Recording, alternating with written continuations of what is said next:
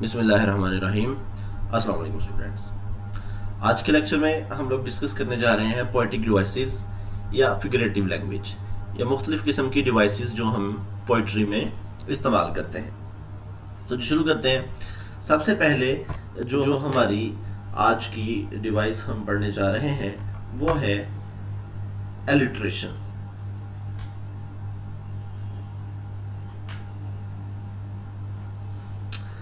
Alliteration जो है ये क्या होती है? The repetition of consonant sounds at the beginning of two or more words, यानी कि ये साउंड रिपीट होगी। कौन सी साउंड? Consonant sound. यानी कि जो आपके पास एक लाइन है उसके अंदर 2 वर्ड, 3 वर्ड, 4 वर्ड का अगर पहला लेटर जो है वो सेम है, रिपीट हो रहा है, और होना भी क्या चाहिए? Consonant eight the beginning of 2 और मोर वर्ड्स, उसे एलिट्रेशन बोलते हैं। कॉन्सोनेंट्स क्या होते हैं? Consonants are any letter that is not a vowel. मतलब A E I O you के अलावा जितने सारे साउंड्स हैं वो सारे के सारे कॉन्सोनेंट साउंड्स होते हैं। तो लाइंस के अंदर 2 से ज्यादा दफा अगर कोई कॉन्सोनेंट साउंड रिपीट हो जाए वर्ड के शुरू में तो उसे हम एलिट्रेशन बोलते हैं। फॉर एग्जाम्पल देखिए, लाइन है हमारे पास, Peter Piper picked a peck of pickled peppers. देखिए पी जो है ये कॉन्सोनेंट साउंड है और ये सारे के सारे वर्ड्स जो हैं इसके अंदर ये कॉन्सोनेंट साउंड रिपीट हो रही है, तो इसे हम एलिट्रेशन बोलेंगे। Next G, assonance, the repetition of vowel sounds. Consonant sounds repeat हो तो जो एलिट्रेशन, और अगर वावल्स हो तो उसे एसोनेंस बोलते हैं। वावल्स क्या होते हैं? ए ई आई ओ यू एंड समटाइम्स वाई। बाज़ औक़ात वाई साउंड जो है वो भी वावल साउंड होती है। For example, rise high in the bright sky. Sky में जो वाई है वो आई साउंड दे रहा है, इसलिए उसे हम जो वावल साउंड कंसीडर करते हैं। तो जो रेपिटेशन ऑफ वावल साउंड है उसे एसोनेंस बोलते हैं जी। आगे आ जाता है जी कॉन्सोनेंस। कॉन्सोनेंस क्या है? The repetition of consonant sounds specially at the end of a word. Word के शुरू में अगर कोई जो कॉन्सोनेंट साउंड है वो रिपीट हो तो उसे एलिट्रेशन बोलते हैं, और अगर वर्ड के आखिर पे कोई कॉन्सोनेंट साउंड बार बार आ रही हो तो उसे कॉन्सोनेंट्स बोलते हैं। फॉर एग्जांपल देखिए, he struck a streak of bad luck. तो ये के साउंड जो है ये बार बार रिपीट हो रहा है वर्ड्स के आखिर पे, तो ये जो रेपिटेशन है कॉन्सोनेंट साउंड की वर्ड के आखिर पे उसे हम कॉन्सोनेंट्स बोलेंगे। नेक्स्ट जी, हाइपरबोल।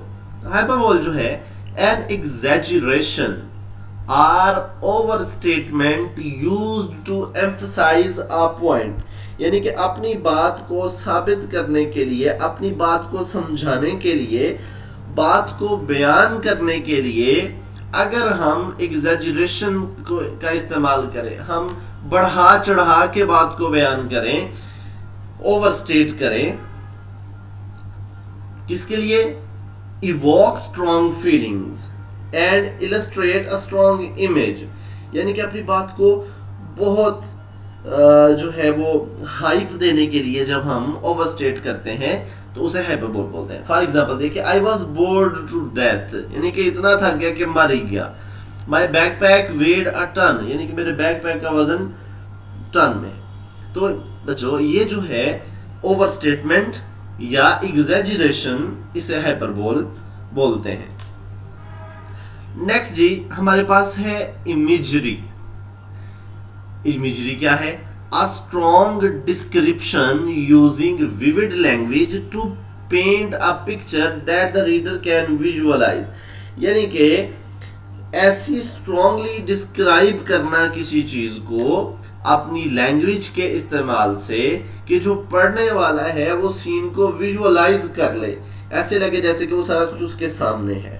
अब जो इमेजरी है आमतौर पर अपील्स टू सेंसेस के हिसाब से, see hear taste touch feel smell के लिए इस्तेमाल होती है। एग्जांपल देखिए, there was blood and guts but there here's what really got me, he had pretty eyes.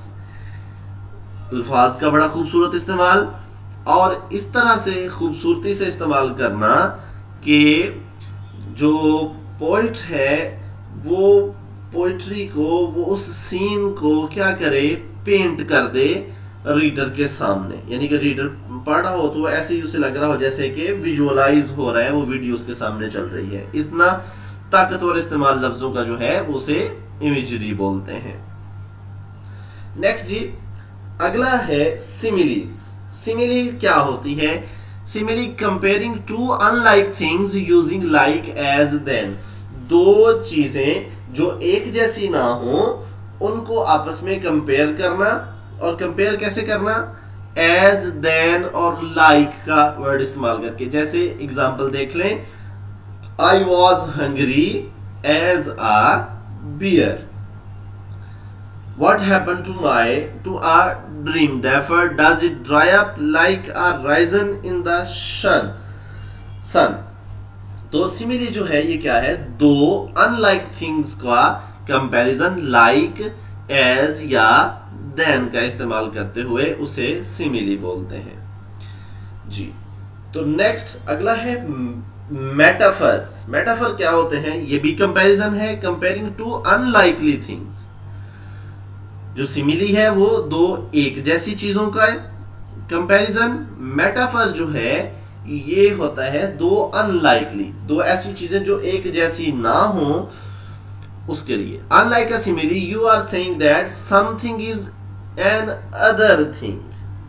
The poet is a bird soaring high up into the limitless sky. ये example देखिए इसकी। अगर तो यानी कि आप सिंपली इतना समझ लीजिए कि जो मेटाफर्स है क्या है? दो अनलाइक थिंग्स को comparison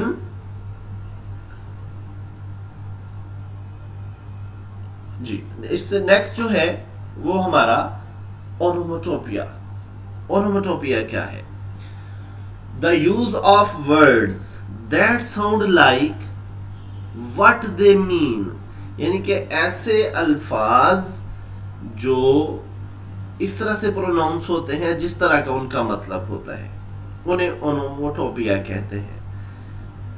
हशीज, loudness in the road, flitter twitters वगैरह वगैरह। यानी कि अल्फाज की जिस तरह के उनके मानी होते हैं उस तरह की उनकी प्रोनाउंसिएशन होती है। इस तरह की जो प्रोनाउंसिएशन उसे ओनोमोटोपिया बोलते हैं जी। पर्सोनिफिकेशन। पर्सोनिफिकेशन क्या है? Giving human qualities to something that is.